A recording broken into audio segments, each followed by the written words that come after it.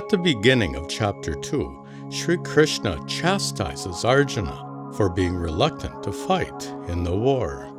But among Arjuna's opponents are many loved ones, including his teacher Drona and the family patriarch Bhishma.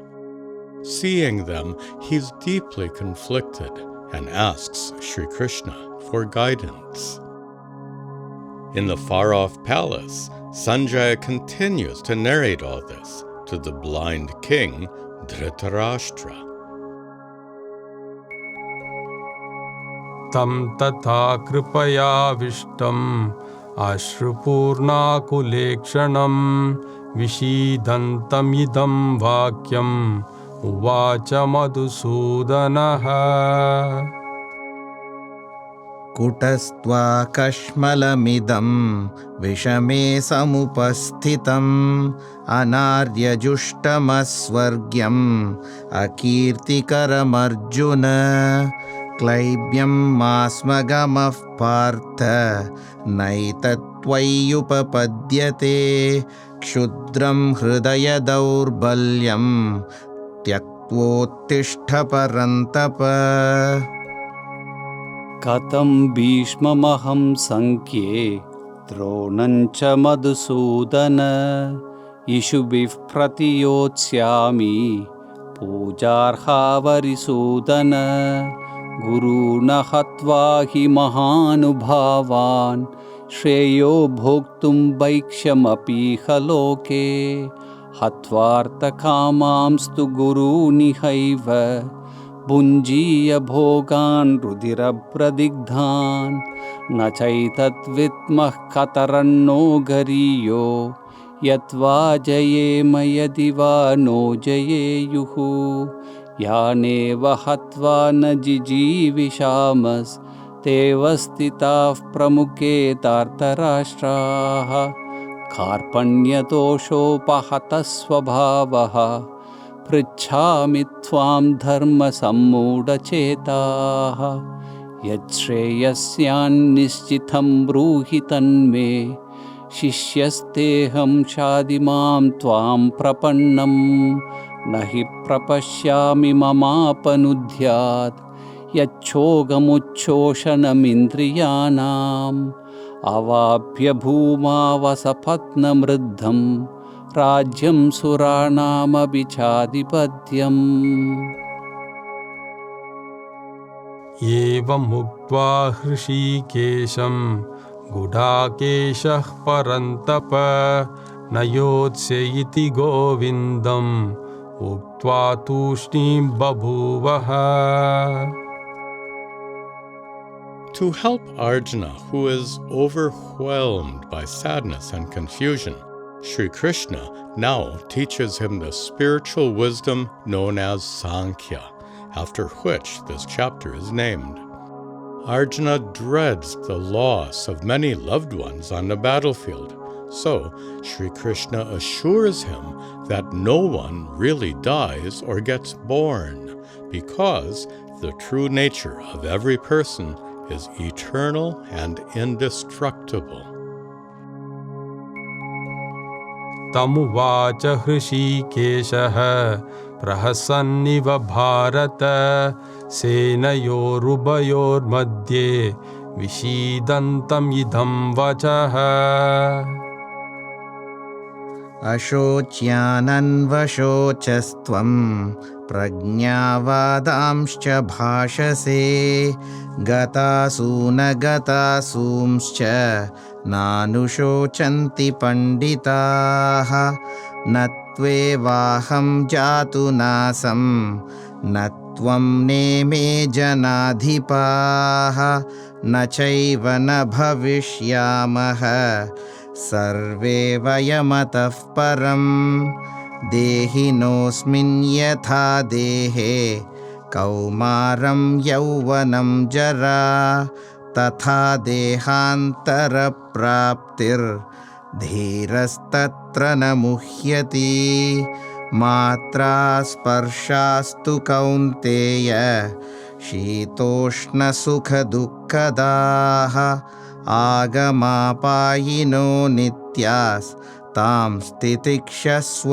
Bharata यं हि न व्यतयन्त्येते पुरुषं पुरुषर्षभ समदुःखसुखं धीरं सोऽमृतत्वाय कल्पते नासतो विद्यते भावो नाभावो विद्यते सतः उभयोरपि दृष्टोऽन्तस्त्वनयोस्तत्त्वदर्शिभिः अविनाशि तु तद्विद्धि येन सर्वमिदं ततं विनाशमव्ययस्यास्य न कश्चित् कर्तुमर्हति अन्तवन्त इमे देहा नित्यस्योक्ताः शरीरिणः अनाशिनो प्रमेयस्य तस्माद्युध्यस्व Bharata. Now, Sri Krishna teaches Arjuna that within every person dwells the true self, Atma. Atma is not subject to birth or death and remains utterly unaffected by anything that happens to the physical body in which it resides. य एनं वेति हन्तारं यश्चैनं मन्यते हतम् उभौ तौ न विजानीतो नायं हन्ति न हन्यते न जायते म्रियते वा कदाचिन् नायं भूत्वा भविता वा न भूयः अजो नित्यः शाश्वतोऽयं पुराणो न हन्यते हन्यमाने शरीरे वेदा विनाशिनं नित्यं ययेनमजमव्ययं कथं स पुरुषः पार्थ कं घाटयति हन्तिकम् वासांसि जीर्णानि यथा विहाय नवानि गृह्णाति नरोपराणि तथा शरीराणि विहाय जीर्णानि अन्यानि संयाति नवानि देहि नैनं छिन्दन्ति शस्त्राणि नैनं दहति पावकः न चैनं क्लेदयन्त्यापो न शोषयति मारुतः अच्छेद्योऽयमदाह्योऽयम् अक्लेद्यो शोष्य एव च नित्यः सर्वगतस्थाणुरचलोऽयं सनातनः अव्यक्तोऽयमचिन्त्योऽयम् अविकार्योऽयमुच्यते तस्मादेवं विदित्वैनं नानुशोचितुमर्हसि. After teaching Arjuna that the true self, Atma, is not subject to birth or death, Sri Krishna then explains how, even from the standpoint of the reincarnating soul, there's no need to fear the loss of his loved ones, because they will certainly get reborn. अथ चैनं नित्यजातं नित्यं वा मन्यसे मृतं तथापि त्वं महाबाहो नैनं शोचितुमर्हसि जातस्य हि ध्रुवो मृत्युर्ध्रुवं जन्म मृतस्य च तस्मादपरिहार्येऽर्थे न त्वं शोचितुमर्हसि अव्यक्तादीनि भूतानि व्यक्तमध्यानि भारत अव्यक्तनिधनान्येव तत्र का परिदेवना आश्चर्यवत् पश्यति कश्चिदेनम् आश्चर्यवद् वदति तथैव चान्यः आश्चर्यवच्चैनमन्यः शृणोति श्रुत्वाप्येनं वेद न चैव कश्चित् देहि नित्यमवध्योऽयं देहे सर्वस्य भारत तस्मात् सर्वाणि भूतानि न त्वं शोचितुमर्हसि. Now, Sri Krishna gives Arjuna one more reason to fight the war. He must follow dharma and fulfill his responsibilities as a kshatriya warrior. If Arjuna fails to fight, not only will he incur sin, but he'll also be reviled by other warriors who wrongly assume that he's too weak and frightened to fight. स्वधर्ममपि चावेक्ष्य न विकम्पितुमर्हसि धर्म्याद्धियुद्धात् श्रेयोऽन्यत् क्षत्रियस्य न विद्यते यदृच्छया चोपपन्नं स्वर्गद्वारमपावृतं सुखिनः क्षत्रियाः पार्थ लभन्ते युद्धमीदृशम् अथ चेत्त्वमिमं धर्म्यं सङ्ग्रामं न करिष्यसि ततः स्वधर्मं कीर्तिं च हित्वा पापमवाप्स्यसि अकीर्तिं चापि भूतानि कथयिष्यन्ति ते व्ययां सम्भावितस्य चाकीर्तिर्मरणादतिरिच्यते भयाद् रणादुपरतं मंस्यन्ते त्वां महारथाः येषाञ्च त्वं बहुमतो भूत्वा यास्यसि लाघवम् अवाच्यवादांश्च बहून् वदिष्यन्ति तवाहिताः निन्दन्तस्तव सामर्थ्यं ततो दुःखतरन्नु किम् हतो वा प्राप्स्यसि स्वर्गं जित्वा वा भोक्ष्यसे महीं तस्मादुत्तिष्ठ कौन्तेय युद्धाय कृतनिश्चयः सुखदुःखे समे कृत्वा लाभालाभौ जयाजयौ ततो युद्धाय युज्यस्व नैवं पापमवाप्स्यसि. In the second half of this chapter, Sri Krishna begins teaching Karma Yoga. The practice of Karma Yoga transforms ordinary day-to-day activities into powerful spiritual practice. But since the Sanskrit word karma can also refer to Vedic rituals, Sri Krishna first warns that performing such rituals is most certainly not Karma Yoga.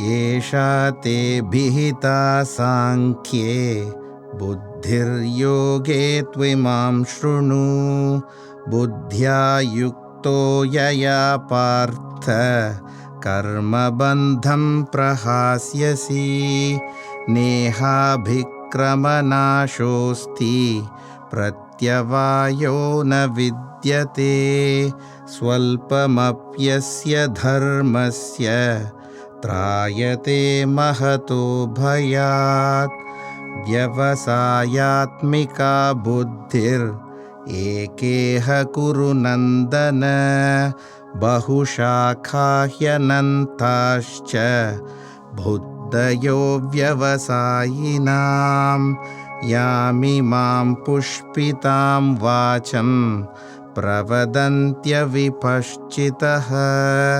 वेदवादरताः पार्थ नान्यदस्तीति वादिनः कामात्मानः स्वर्गपरा जन्मकर्मफलप्रदां क्रियाविशेषबहुलां भोगैश्वर्यगतिं प्रति भोगैश्वर्यप्रसक्तानां तयापहृतचेतसां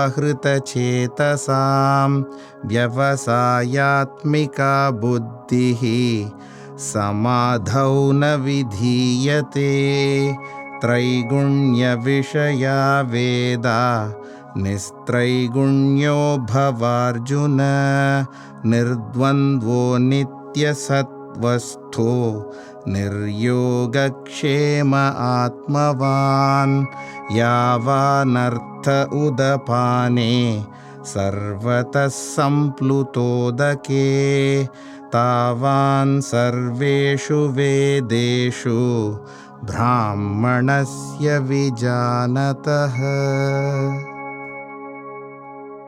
Now, Sri Krishna begins to teach the fundamental principles of Karma Yoga.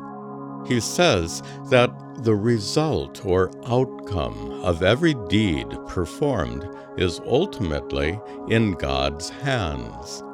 That is, you can do whatever you choose, but it is Ishvara, God, who determines the results of your deeds. With this understanding, success and failure become equally acceptable, because both are given by Ishvara. कर्मण्येवाधिकारस्ते मा फलेषु कदाचन मा कर्मफलहेतुर्भूर्मा ते सङ्गोऽस्त्वकर्मणि योगस्थः कुरु कर्माणि सङ्गं त्यक्त्वा धनञ्जय सिद्ध्यसिद्ध्योः समो भूत्वा समत्वं योग उच्यते दूरेण ह्यवरं कर्म बुद्धियोगात् धनञ्जय बुद्धौ शरणमन्विच्छ कृपणाः फलहेतवः बुद्धियुक्तो जहातीह उभे सुकृतदुष्कृते तस्माद्योगाय युज्यस्व योगकर्मसु कौशलम् कर्मजं बुद्धियुक्ता हि फलं त्यक्त्वा मनीषिणः जन्मबन्धविनिर्मुक्ताः पदं गच्छन्त्यनामयम् यदा ते मोहकलिलं बुद्धिर्व्यतितरिष्यति तदा गन्तासि निर्वेदं श्रोतव्यस्य श्रुतस्य च श्रुतिविप्रतिपन्ना ते यदा स्थास्यति निश्चला समाधावचला बुद्धिस्तदा योगमवाप्स्यसि. In the previous verse, Sri Krishna mentioned those who possess steady or unwavering wisdom. Now, Arjuna wants to know more about one who has reached that state, a sthita prajna, one whose prajna, wisdom, is sthita, firmly established. स्थितः प्रज्ञस्य का भाषा समाधिस्तस्य केशव स्थितधीः किं प्रभाषेत किमासीत व्रजेत किम्. प्रजहाति यदा कामान् सर्वान् पार्थमनोगतान् आत्मन्येवात्मना तुष्टः स्थितप्रज्ञस्तदोच्यते दुःखेष्वनुद्विग्नमनाः सुखेषु विगतस्पृहः वीतरागभयक्रोधः स्थितधीर्मुनिरुच्यते यः सर्वत्राणभिस्नेहस्तत्तत्प्राप्य शुभाशुभम् नाभिनन्दति न द्वेष्टि तस्य प्रज्ञा प्रतिष्ठिता. यदा संहरते छायं कूर्मोऽङ्गाणीव सर्वशः इन्द्रियाणीन्द्रियार्थेभ्यस्तस्य प्रज्ञा प्रतिष्ठिता विषया विनिवर्तन्ते निराहारस्य देहिनः रसवर्जं रसोऽप्यस्य परं दृष्ट्वा निवर्तते. The mind is highly susceptible to being distracted or carried away by desires that arise when something appealing is perceived by the senses. For this reason, you can be firmly established in wisdom only when your mind and senses are fully restrained, as Sri Krishna explains to Arjuna. यततो ह्यपि कौन्तेय पुरुषस्य विपश्चितः इन्द्रियाणि प्रमाथीनि हरन्ति प्रसभं मनः तानि सर्वाणि संयम्य युक्त आसीत मत्परः वशे हि यस्येन्द्रियाणि तस्य प्रज्ञा प्रतिष्ठिता ध्यायतो विषयान् पुंसः सङ्गस्तेषूपजायते सङ्गात् सञ्जायते कामः कामात् क्रोधोऽभिजायते क्रोधात् भवति सम्मोहः सम्मोहात् स्मृतिविभ्रमः स्मृतिभ्रंशात् बुद्धिनाशो बुद्धिनाशात् प्रणश्यति रागद्वेषविमुक्तैस्तु विषयानिन्द्रियैश्चरन् आत्मवश्यैर्विधेयात्मा प्रसादमधिगच्छति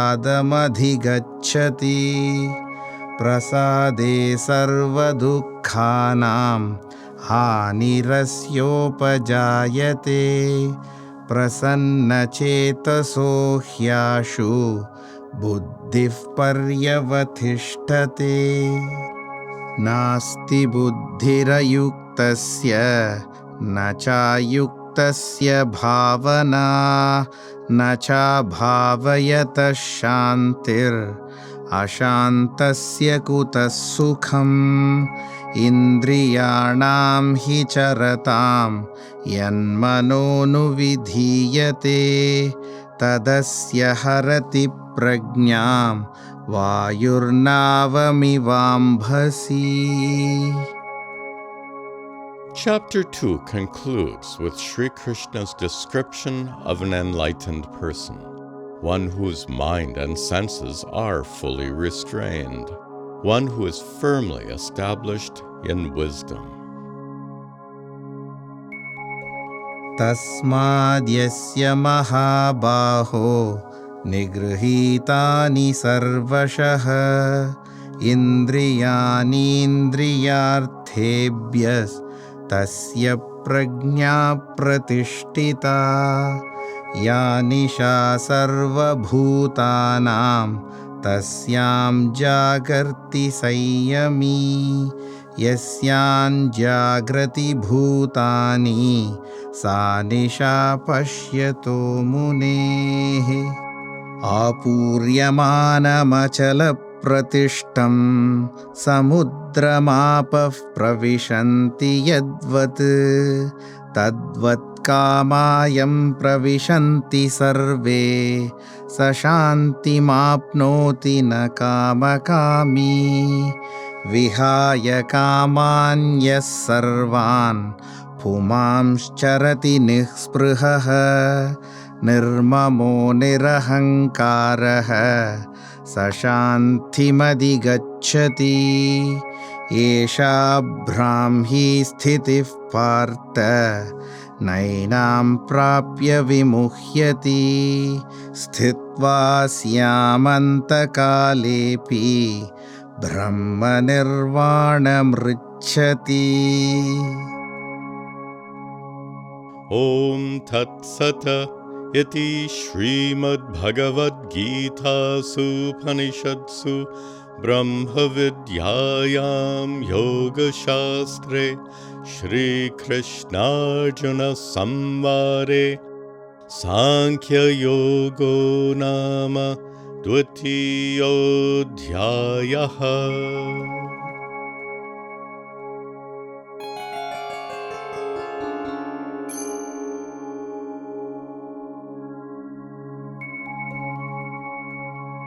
Then Lord Krishna did thus address Arjuna, sunk in deep despair, with eyes downcast and full of tears, overcome by his tenderness. O Arjuna, how can you be disheartened at this crucial time? Your impious and shameful mood will bring you down in great disgrace. Yield not to this unmanliness, for it befits you not at all. Cast off this mean faint-heartedness. Arise and fight, O Arjuna. O Krishna, how can I oppose Bhishma and Drona in this war? How can I pierce with arrows sharp those worthy of my reverence? Rather than slaying such great men, better to live a life of alms, since by killing them I would gain their wealth and treasure stained with blood. By weakness I am overcome. As to dharma I am confused. Tell me for certain what is best. I am your student, teach me please. After saying, I shall not fight, silently Arjuna did sit. Then Lord Krishna began to speak, with a slight smile upon his lips. You mourn those who need not be mourned, yet you speak words of wisdom too. The truly wise mourn not for those who are dead and those yet to die. Never have I existed not, nor have you, nor these kings of men, nor shall we ever cease to be. In the future, in later lives, the one who in this body dwells, through childhood, youth, and in old age, will then another body gain. In this the wise are not confused. These bodies destined to expire, all possess an eternal soul, indestructible beyond thought. Therefore go fight, O Arjuna, neither born nor subject to death. The soul will never cease to be, eternal and immutable, living on when the body dies. Just as one casts away worn clothes, dressing again in new attire, so too when old bodies expire, a soul acquires others new. Not by weapons can it be pierced, nor by fire can it be burned, not by waters can it be wet, nor by winds can it withered be. Unmanifest beyond all thought, unchanging thus our souls described. Therefore, knowing this to be so, you have no reason now to mourn. Death is certain for all those born. Birth is certain for all who die. Since this is inevitable, you have no reason now to mourn. Also with your dharma in view, you should remain unwavering, because for warriors nothing is worthier than a righteous war.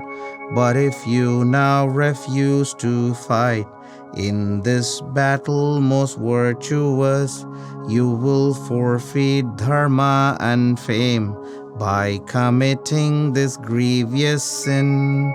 Great warriors will despise your name, thinking you yielded due to fear. Your enemies with vicious words will degrade you, a dreadful shame. If you die, heaven you will gain. If you win, the kingdom is yours. Therefore stand up, O Arjuna, and be resolved to fight the war. Thus far of wisdom I have spoke, of karma yoga listen now, practicing which you shall be freed from the bondage of all your deeds. Those who seek but pleasure and power, attached to Vedic rituals, obsessed with heavenly rewards, their hearts will never be at peace. Like a pond in a mighty flood, water surrounding everywhere, such is the worth of Vedic rites for one who knows the highest truth. Actions alone you can control, but their results you cannot choose. Be not the author of the fruits, yet to inaction be not drawn. Give up attachment to results. Act instead with this attitude. Treat success and failure alike. Yoga is equanimity. Lowly are those who think themselves to be the authors of the fruits. Arjuna, you should seek support in karma yoga's principles. By this yoga the wise renounce attachment to their works' results. Freed from the bondage of rebirth, they reach the state beyond all grief. O Krishna, please describe to me the nature of enlightened ones. How do the steady-minded speak? How do they sit and move about? O Arjuna, when they forsake all cravings born of their own minds, content in themselves with the self, such are they whose wisdom is firm.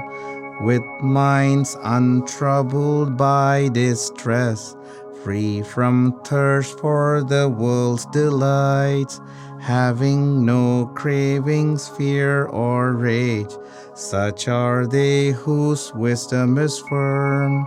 Rejoicing not in pleasant times, nor detesting adversity, free from every attachment here, such are they whose wisdom is firm.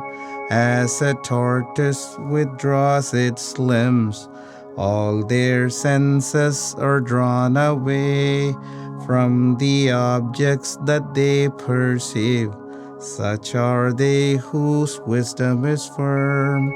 Even for those of wisdom vast, who strive to practice self-control, their minds can be carried away by the senses so turbulent. Dwelling on objects in the world, to them attachment does arise. From attachment desire stems forth. From desiring does anger spring. From such anger delusion comes. In delusion, values are lost. Then reasoning gets overwhelmed. Finally, the person is lost. But those remaining self-controlled, even when senses clamor strong, free from cravings, despising not, they attain great tranquility. Just as wind carries boats astray, senses can lead wisdom away. Therefore, those whose wisdom is firm restrain their senses constantly.